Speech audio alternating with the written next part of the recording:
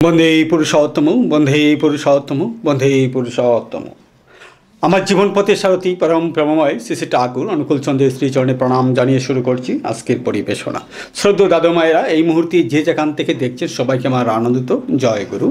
আপনারা দেখছেন বাংলাদেশ থেকে মোহিনীনন্দন নামক একটি ইউটিউব চ্যানেলের পরিবেশনায় পরম প্রেমময় শ্রী শ্রী ঠাকুর অনুকূল চন্দ্রের ভাবধারায় বিশেষ ধর্ম আলোচনা। শ্রদ্ধেয় দাদু মায়েরা, আমরা যারা পরম প্রেমময় শ্রী শ্রী ঠাকুর অনুকূল চন্দ্রের অনুসারী অর্থাৎ ঠাকুরের দীক্ষিত, আমরা বিভিন্ন সময় বিভিন্ন জায়গাতে একটা প্রশ্নের সম্মুখীন হয়ে থাকি আচার্য পরম্পরা নিয়ে। দেখুন, এই বিষয়টা নিয়ে আমরা যারা ঠাকুরের অনুসারী তাদের মধ্যেও একটা দ্বিমত রয়েছে। একটা গোষ্ঠী তারা আচার্য পরম্পরাকে মেনে নিতে পারে না বা মেনে নিচ্ছে না। অলরেডি তারা এর মধ্যে বিরোধিতা করছে। তারা প্রার্থনাতে, উৎসবেতে, যে কোনো অনুষ্ঠানে শুধু ঠাকুরের বিগ্রহ তারা স্থাপন করে, তারা প্রার্থনা করে বা তাদের ধর্মীয় কাজগুলো করছে। আবার আমরা যারা আচার্য পরম্পরায় বিশ্বাস করি, আমরা কিন্তু ঠাকুরের সাথে শ্রী শ্রী বরদার বিগ্রহ, বড়মার বিগ্রহ এবং বর্তমান যিনি আচার্য দেব বর্তমান থাকেন ওনার বিগ্রহ আমরা বসাই। এইখানে একটা দ্বিমত রয়েছে। আবার ঠাকুরের অনুসারী যারা নন, অর্থাৎ নন সৎসঙ্গী যারা, তারাও অনেকে একটা সহজ একটা সমালোচনা করেই থাকে যে ঠাকুরের নাতিপুত্র সবাইকে ভগবান, মানে এত একটা প্রশ্নের আমরা সম্মুখীন হই। যাই হোক, এই যে আচার্য পরম্পরা, এটা নিয়ে যে দ্বিমত বা যে একটা প্রশ্ন বা একটা আলোচনা সমালোচনা হয়ে থাকে, আজ আপনাদের সম্মুখে এই আচার্য পরম্পরা নিয়ে সুন্দর এবং সাবলীল এবং শাস্ত্রীয় প্রমাণসহ একটা সমাধান আপনাদের সামনে তুলে ধরব।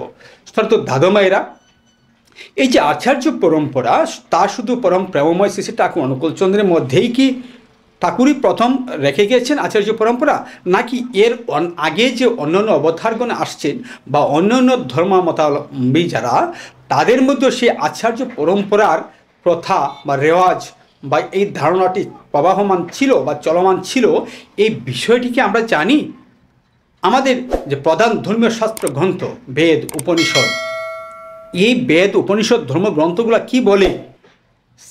পরম প্রেমময় শ্রীকৃষ্ণ তার শ্রীমদ্ ভগবত গীতায় কি বলেছেন আচার্য পরম্পরা নিয়ে?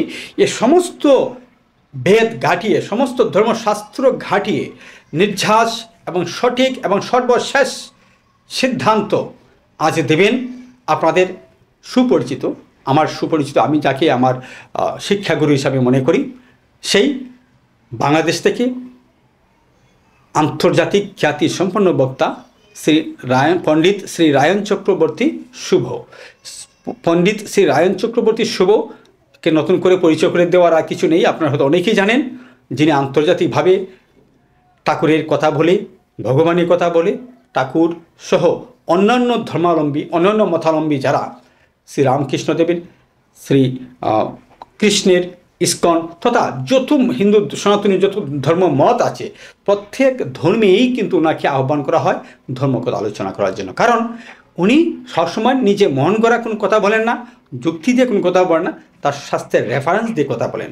যাই হোক, আজ আপনাদের সম্মুখে আমার সেই রায়ন দাদার আলোচনায় আপনারা শুনবেন আচার্য পরম্পরা কেন প্রয়োজন, কোথা থেকে সৃষ্টি হয়েছে। ঠাকুরই নয়, বরং এর আগেও আরও যারা আসছিলেন অবতারগণ, তাদের মধ্যে সেই আচার্য পরম্পরা রেখে যাওয়ার নির্দেশনা রয়েছে এবং অলরেডি তারা রেখে গিয়েছেন। কিভাবে, কেমন করে, সেই বিষয়গুলি আজকে আপনাদের সামনে তুলে ধরবো। চলুন শুরু করি। তার আগে বলে রাখি বন্ধুরা, যদি আপনি আমার চ্যানেলে এখনও সাবস্ক্রাইব করে না থাকুন, প্লিজ এখনই সাবস্ক্রাইব করুন। আর দয়া করে একটু কমেন্ট করতে, অন্তত জয়গুলো লিখতে ভুলবেন না প্লিজ দাদা। আর লাইক করতে তো পয়সা লাগে না, প্লিজ। তিনি আচার্য পরম্পরার ধারা সৃষ্টি করেছেন। আচার্য পরম্পরা নিয়ে কিছু কথা বলতেই হবে। আমাদের সমাজে এটা নতুন নয় যে ধর্মের গ্লানি হয়েছে। পূর্বে সমস্ত মহাপুরুষকে অবতারকে কেন্দ্র করে নানা দল উপদল সৃষ্টি হয়েছে, মন গড়া মতবাদ সৃষ্টি হয়েছে, আজও হচ্ছে। শ্রী শ্রী ঠাকুরকে কেন্দ্র করেও হচ্ছে।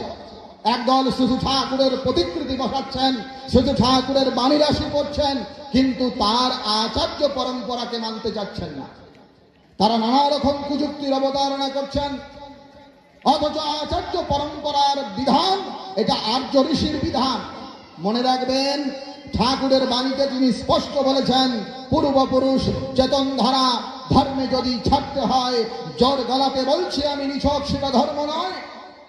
আচার্য পরম্পরা যে মানতে হবে, এটা কেবল শ্রী শ্রী ঠাকুরের বলা নয়, আমি সত্য যুগের প্রমাণ দিচ্ছি। তন্ত্র শাস্ত্রে একটি গুরুত্বপূর্ণ শাস্ত্র আছে, কুলার্ণব তন্ত্র। কুলার্ণব তন্ত্রের 15তম উল্লাসের 3য় মন্ত্রে ভগবান শিব বলছেন, দীক্ষা ছাড়া মুক্তি হয় না। মন দিয়ে শুনুন, বিনা দীক্ষাং নাহ মোক্ষঃ স্যাৎ, দীক্ষা ছাড়া মোক্ষ হয় না। আবার দ্বিতীয় লাইনে বলছে, আচার্য ছাড়া দীক্ষা হয় না। অতএব আচার্য পরম্পরা, এই শব্দটা আছে এখানে, অতএব আচার্য পরম্পরায় নির্দিষ্ট। একবার বেনারসের পণ্ডিত ঠাকুরকে প্রশ্ন করলেন, আপনার চলে যাবার পরে সৎসঙ্গের কার্যভার কে বহন করবে? দেবীপ্রসাদ মুখোপাধ্যায় লিখেছেন ঘটনার বর্ণনা। ঠাকুর বলেছেন, আমি শুনেছি আমাদের শাস্ত্রে বলা আছে ব্রহ্মবিদ্যার ভার জ্যেষ্ঠ পুত্রকেই দিতে হয়। একদল বলেন, শ্রী ঠাকুরের পরে কেন শ্রী বড়দাকে আমরা গ্রহণ করব? আর শ্রী বড়দাকে নাই বা মানলাম, অথবা মানলামই, তারপরে কেন তার পরবর্তী আচার্য পরম্পরায় জ্যেষ্ঠ ধারা হবে? এর উত্তর দেবীপ্রসাদ মুখোপাধ্যায়কে ঠাকুর প্রশ্নের আকারে দিয়ে বললেন, খুঁজে দেখতো কোন শাস্ত্রে পাস কিনা। দেবীপ্রসাদ বের করেছিলেন ছান্দোগ্য উপনিষদের 3য় প্রপাঠকের 11 মন্ত্রের 11 খণ্ডের 5ম মন্ত্র। সেখানে বলা আছে, জ্যেষ্ঠয় পুত্রয় পিতা ব্রহ্ম প্রব্রিয়াৎ, পিতা তার জ্যেষ্ঠ পুত্রকেই ব্রহ্মবিদ্যা দেবে। আরো শোনেন, আলোচনা প্রসঙ্গে 1941 সালে ডিসেম্বর মাসের 4 তারিখে ঠাকুর কথা বলছিলেন। একদম প্রথম খণ্ডেই ঠাকুরের নিজের বলা আছে, যারা পুরুষোত্তমকে সরাসরি না পায়, তারা তদনুবর্তী আচার্য পরম্পরার ভেতর দিয়েই তার ভাবটাই কিছু না কিছু পায়। এই জন্য আচার্য পরম্পরাকে ধরেই আমরা ঠাকুরকে মানি। আজকের আলোচনার এইটাই সার। তার দিব্য জীবন আলোকমণ্ডিত, সহজ সরল। তিনি মানুষের ভেতরে অজ্ঞানতাকে বিদূরিত করে জ্ঞান প্রদীপ প্রজ্বলিত করেছেন, আর পরবর্তী আচার্য পরম্পরার মধ্য দিয়ে সেই ধারা প্রবাহিত হচ্ছে।